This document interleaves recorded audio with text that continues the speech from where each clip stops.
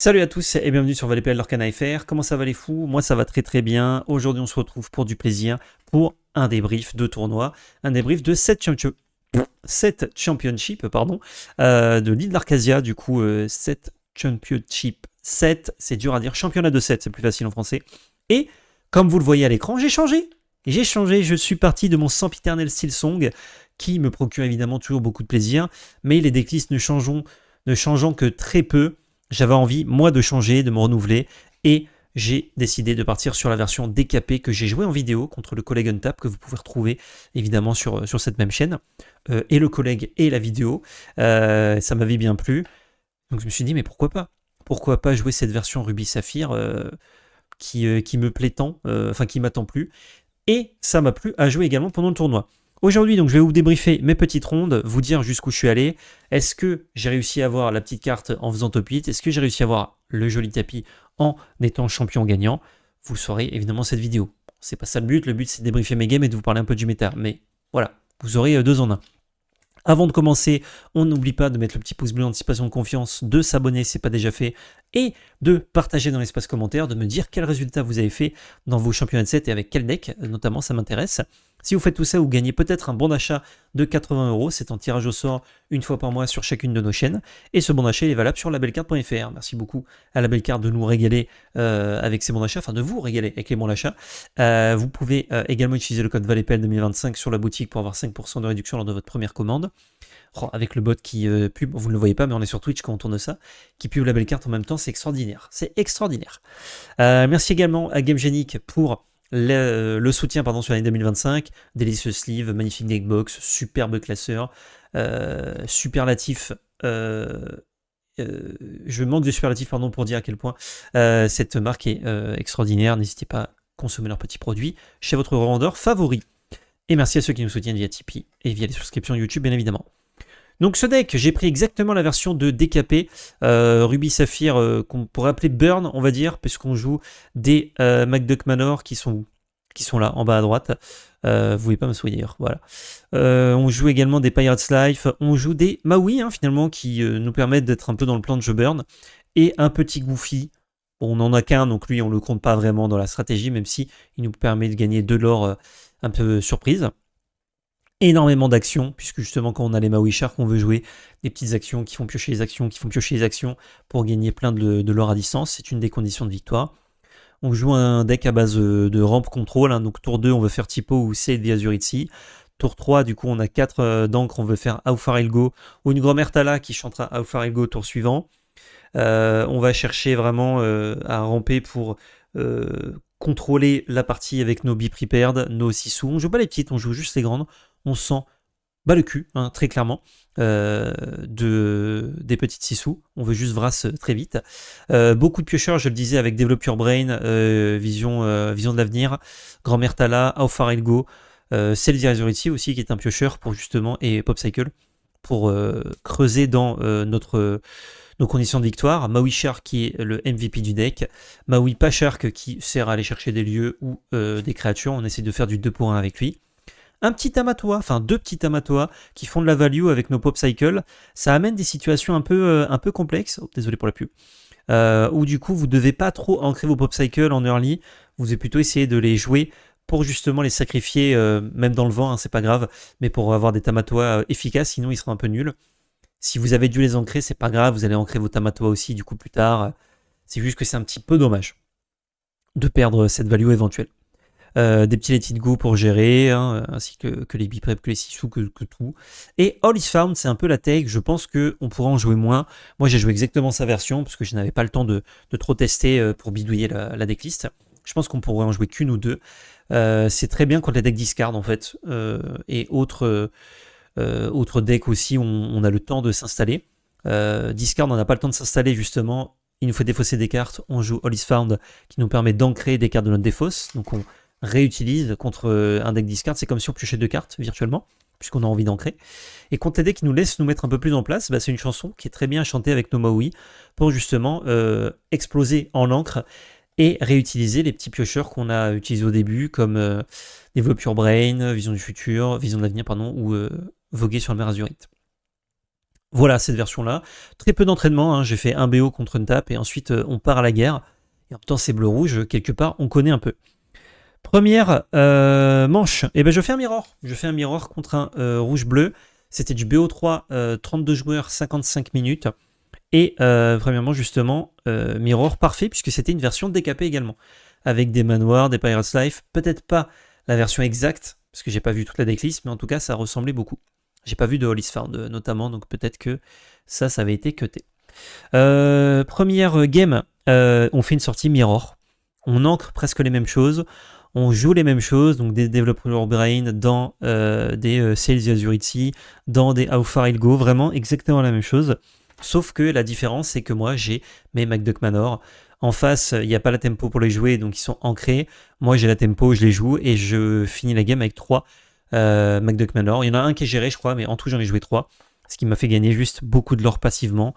Et une fois que je suis à 15 et que mon adversaire est à 8 de l'or, voilà, je gagne avec les MacDuck sur table d'un petit Maui qui gagne des points.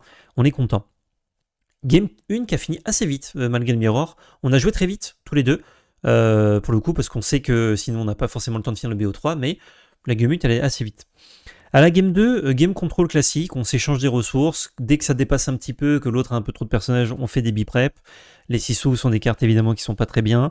On fait un peu la course à l'encre, on essaie de monter très vite, le plus haut en encre. Moi, je m'en sors mieux que mon adversaire, j'encre plus. Et j'ai des trucs comme Hollis Found qui me permettent justement d'ancrer encore plus avec une seule carte. Et ça paye en late game puisque je peux justement jouer plusieurs cartes par tour alors que mon adversaire est bloqué à 8 ou 9 d'encre, ce qui permet de jouer une carte, mais quand tu joues une carte comme un Maui Shark ou un Be-Prepared, tu fais rien d'autre. Moi, ça me permettait de faire 2 plays dans le tour, notamment Be-Prepared et un château, ce qui a été le cas, et du coup, j'ai encore gagné la game au château. Globalement, ça se joue comme ça en mirror. 1-0. 1-0 pour cette première ronde, ça fait plaisir. Deuxième ronde, le sempiternel et bon match-up, Silsong. Encore une fois, c'est pas exactement cette decklist-là, même si elle a été assez proche, je pense. C'est juste pour illustrer un peu pendant que je parle. Silsong, alors à la une, il fait une sortie où il arrête d'ancrer à 4 ans, qu'il a que des non ancrables certainement en main.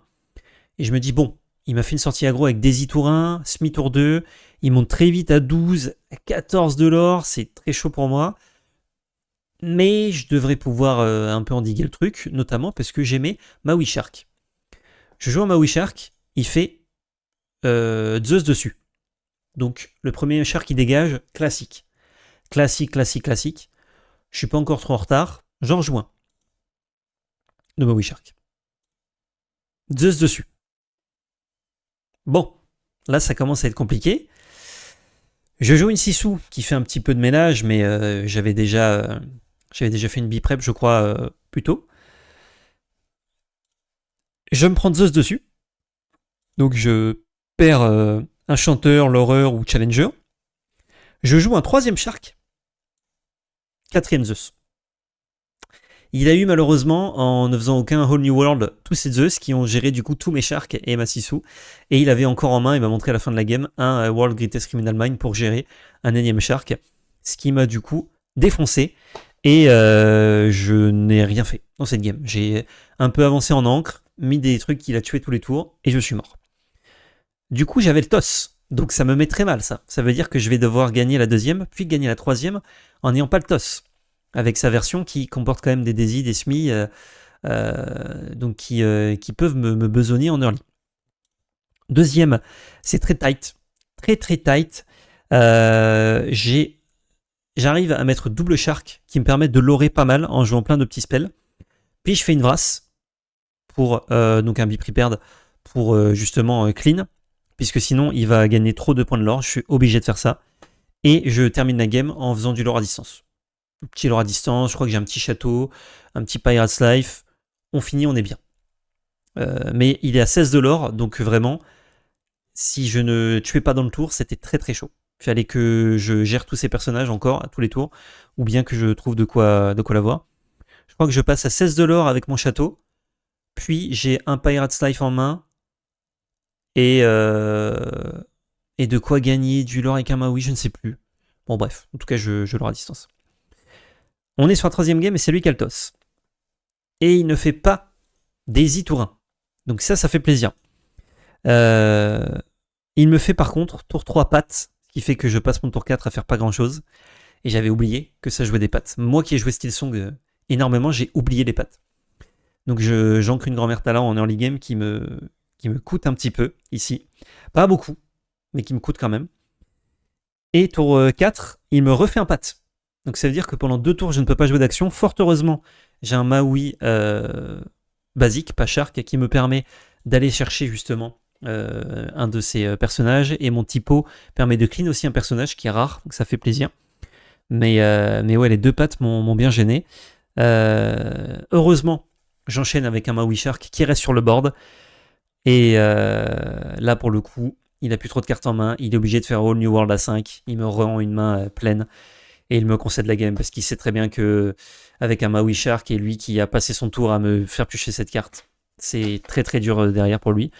Il aurait pu quand même essayer d'avoir un peu de l'or en mettant genre 2 bêtes, essayer de leur faire passer un tour, puis 2 bêtes, faire passer un tour.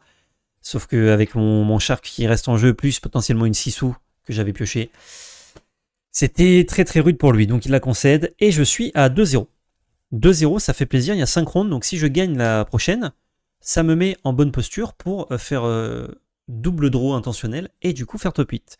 Sachez que moi, d'ailleurs, je le dis souvent, mais si vous ne regardez pas forcément les vidéos régulièrement, vous ne le savez pas, je fais les champions 7 non pas pour jouer, pour gagner le tapis, mais pour la carte du top 8. C'est mon petit trophée, ça me fait plaisir, c'est mes petits tournois Lorcana favoris. Donc, si je fais top 8, je suis déjà très content. Troisième round, on joue contre... ceci, non pas du tout. Il est où ? Il est là. On joue contre Améthyste Saphir. Donc pas exactement, encore une fois, cette version.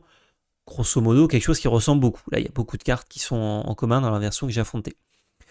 À la une dure pas mal de temps. Donc c'est un peu tight, hein, tous les deux on rampe et ça se joue à peu de choses. Malheureusement, ça se résout avec moi qui trouve 3 requins dans cette game, et lui qui trouve 3 Hades, et les 3 Hades qu'il joue sur mes requins. Donc mes requins à chaque fois n'ont rien fait. Il a gagné un petit point de l'or en passant, mais pas grand chose d'autre. Et à chaque fois il a Hades, donc ça veut dire que lui il a une bête que moi je dois gérer qui est chiante, et il gère mon requin qui est une pièce maîtresse du pack. Donc ça lui donne la game clairement, il a pu l'orer en continu. Je finis la game quand même à 17 de l'or, lui à 18. Enfin à 20 du coup, il gagne la game comme ça. Ça se joue à pas grand chose, mais voilà. C'est un char qui aurait passé un tour pour me permettre de gagner un peu de l'or. Ça me permettait peut-être de gagner la game. RIP, malheureusement, ça n'ira jamais au bout. Deuxième game. Enfin, jamais au bout. Ça ira au bout pour lui, mais pas pour moi. Deuxième game. Là, il reste pas beaucoup de temps au timer. Il reste la moitié, donc ça veut dire qu'il va falloir que je joue vite la 2 si jamais je la gagne pour essayer d'aller jouer la 3. Mais c'est pas évident, le match-up est pas simple. Je joue la 2. On grind à fond. On grind. J'arrive à bien clean et de pas trop le laisser lorer. Bon, il monte quand même en lore, hein, c'est un deck violet, mais j'arrive quand même à pas mal endiguer. Et moi, je monte en lore. Je monte en lore avec mes sharks. J'arrive à avoir des châteaux qui stickent un peu pour me faire gagner justement des petits points de lore. 7, 9, 11, 13, vous voyez. Et j'arrive à 16, où il est dans une posture où lui, je le refais avec un Pirate's Life, je le fais passer à 16, lui aussi, il était monté à 18. Donc il peut pas gagner dans le tour. Il joue un Mufasa, qui n'est pas présent dans cette decklist, qui lore pour 4. Et je n'ai pas de moyen de gérer ce Mufasa. Donc ça veut dire, soit je gagne dans le tour avec mes 16 de lore, soit je gère son Mufasa, je top deck de quoi le gérer. Mais à côté, il y avait d'autres bêtes. Donc, ah non, à côté, il n'y a plus de bêtes. Donc ça veut dire que si je le gère, c'est biprep, ça tue mon shark. C'est un peu chaud. C'est un peu chaud. Derrière, il peut encore y aller. J'ai shark. Et j'ai un château. Donc ça veut dire que j'ai 3 de l'or sur le board. Il faut que j'ai une action. Et j'ai plus de cartes en main. Si je trouve une action, et il y en a énormément dans mon deck, je gagne un point de l'or avec le shark, je l'or et le château me fait passer à 20. Si je ne trouve pas d'action, je trouve un personnage. Si c'est une grand-mère Tala, je continue de creuser. Si c'est pas une grand-mère Tala, c'est fini. Et je pioche une action. Et donc, je gagne cette deuxième. J'ai regardé quand même parce que mon adversaire était un peu en mode ah dommage et tout. Si c'était un personnage, ça le faisait parce que littéralement il gagnait. Il y avait 5 cartes sur genre les 28 je crois qui me restaient qui ne me faisaient pas gagner. Donc il y avait de grandes chances de trouver une action ou une grand-mère Tala qui me creuse dans une action pour me faire gagner la game. Et il reste au timer moins de 10 minutes je crois quand on finit cette deuxième. Ce sont des games bleu-rouge contre bleu-violet qui sont assez longues généralement.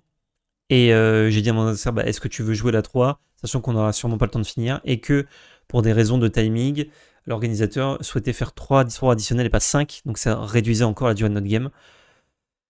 On se regardait, on commençait à mélanger le deck, on se dit, bon, tu sais quoi, on va se reposer un peu. En plus, il avait son fils qui faisait le tournoi, il m'a dit, moi, ça me permet d'être un peu avec mon fils si on s'arrête là, donc c'est tant mieux.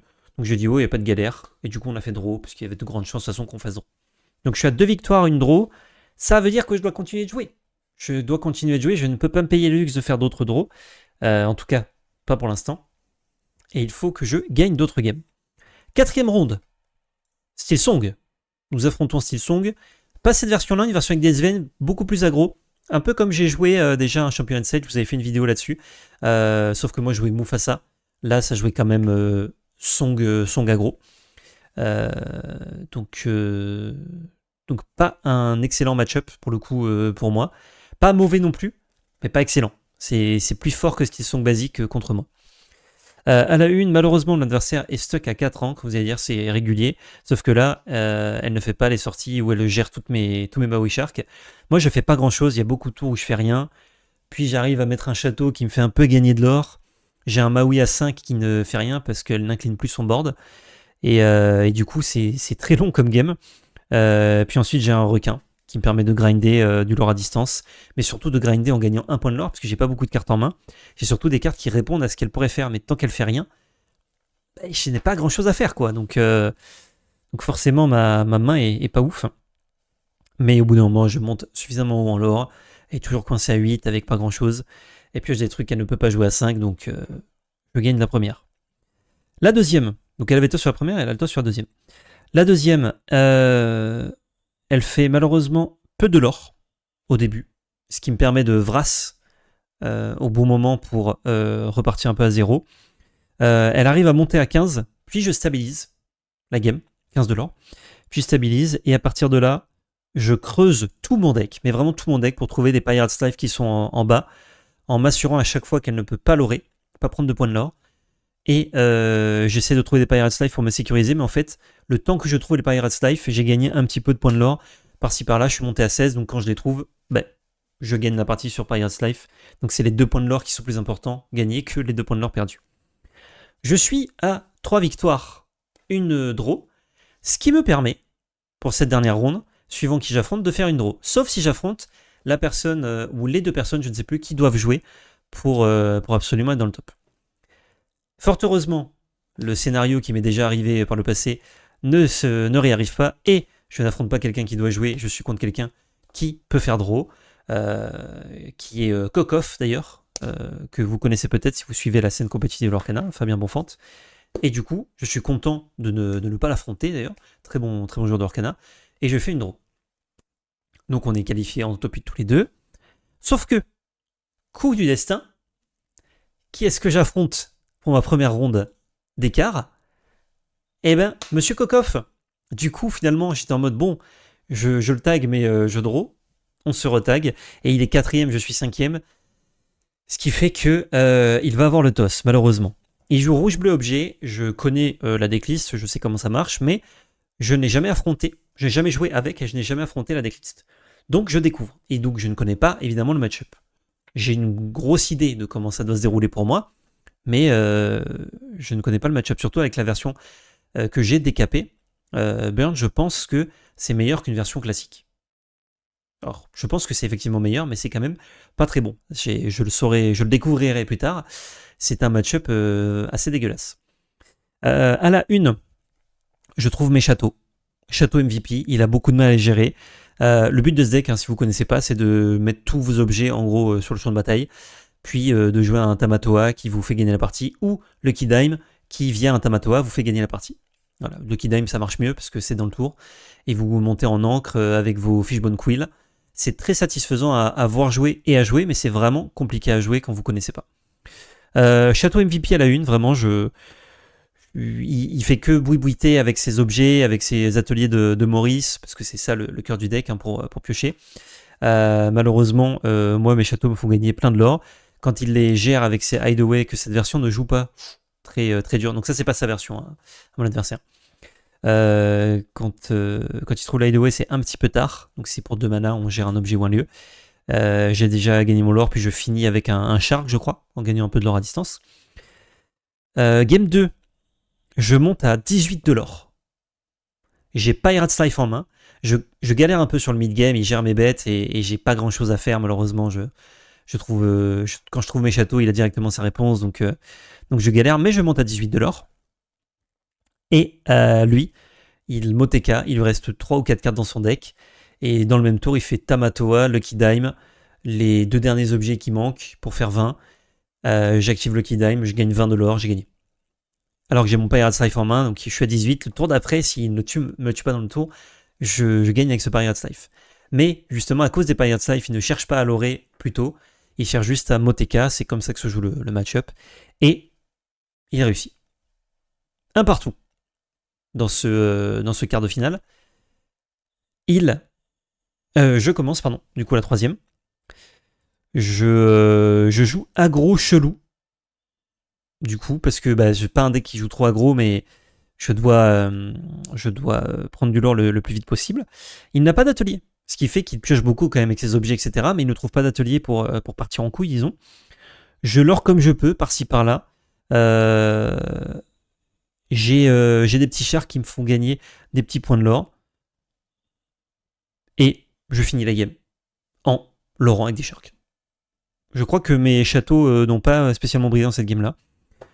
Du coup, je l'emporte contre toute attente. Et je suis très content. Parce que match-up, pas évident. Joueur, pas évident non plus, parce que très bon joueur. Donc, je m'estime très chanceux. Je pars en demi-finale. Demi-finale, je peux vous dire ce que j'ai noté. J'affronte le collègue de Fabien qui joue exactement la même decklist. Enfin, je sais pas si c'est la même decklist à la carte près, mais c'est rouge-bleu objet. Et là, je découvre à quel point le match-up est mauvais. Je me fais 2-0. Je vous mets pas de suspense. Je me fais 2-0. J'ai écrit 4 mots pour le petit récap là sur mes fiches. J'ai écrit je me fais bousiller. Je me fais juste bousiller. Je ne fais rien. Je trouve pas mes châteaux. Je galère. Quand je les trouve, il a déjà la réponse. Je n'ai pas vraiment de personnage pour lorer. Je monte à 9 de l'or à une game et à 14 sur la deuxième, mais vraiment nul. Je ne peux rien faire malheureusement. Je le laisse partir en finale, essayer de gagner le tapis. Ce qui me permet d'être à l'heure du coup pour faire un live le soir même sur Vogt, sur la belle carte d'ailleurs. Donc finalement, je vais pas dire que ça m'arrange parce que j'aurais bien aimé jouer la finale, mais ça me permet de pas être en retard. Et ouais, vraiment le match-up immonde. Et je leur demandais du coup à ces 2 joueurs genre quel est le mauvais match-up d'objets, parce que je me dis putain ça a l'air vraiment hyper solide. Et les mauvais match-ups sont les decks très agressifs mais qui existent peu, et les decks rouge-violet, violet-gris pardon, qui lore à distance, qui sont très durs à endiguer, qui pour le coup te prennent de vitesse et qui sont assez populaires pour en ce moment, donc vraiment pas évident. Je vous montre, du coup, j'aurais pu vous montrer plus tôt. Hop, ça c'est les petites fiches. Boum. La petite carte de participation que tous les joueurs gagnent du coup en s'inscrivant au tournoi. Donc c'est le Hiro Hamada en version basique. C'est pas le même skin que la carte de base, mais c'est une carte juste de base. Et la carte pour le top 8, donc je vous montre pas le tapis, hein, évidemment que je n'ai pas gagné, qui est une version enchantée entre guillemets de Hiro Hamada. Ce qui est trop dommage parce que la carte est pas folle, hein, qu'on se le dise, et existe déjà en version enchantée. Il y a déjà une version enchantée de Hiro Hamada dans le 7-7, donc ouais, je pense qu'on aurait pu faire une autre carte en enchanté, mais c'est cool. C'est cool, elle est quand même très jolie. J'ai mon petit trophée de ce petit top 8, un top 8 de plus. Ça régale. Il me manque 2 que je devrais acheter si je veux compléter le set de toutes les cartes de cette championship, mais bon, c'est la vie. C'est la fin de ce débrief. J'espère que ça vous a plu, comme d'habitude. N'hésitez pas à lâcher votre meilleur pouce bleu et votre commentaire et votre abonnement pour participer au tirage au sort et pour me dire encore une fois si vous aimez ces vidéos, ce que vous aimez de ces vidéos et ce que vous avez joué en cette championship. Je vais essayer d'en faire un autre, je suis pas sûr encore, mais j'aimerais beaucoup en faire un autre, pas avec ce deck-là, pas avec rouge-bleu. Rouge-bleu objet me tente, mais sans entraînement, je vais vraiment faire n'importe quoi avec, donc je pense pas jouer rouge-bleu objet, en plus qu'il me manque des Scrooge et des Tamatois. Et je ne rejouerai pas la version décapée, quand même elle était très cool, je jouerai autre chose. Un truc peut-être un peu exotique, je ne sais pas, pour me faire kiffer, on verra. Je vous fais des bisous, je vous dis à très bientôt, YouTube, et surtout n'oubliez pas, c'est Double Magie. Ciao tout le monde.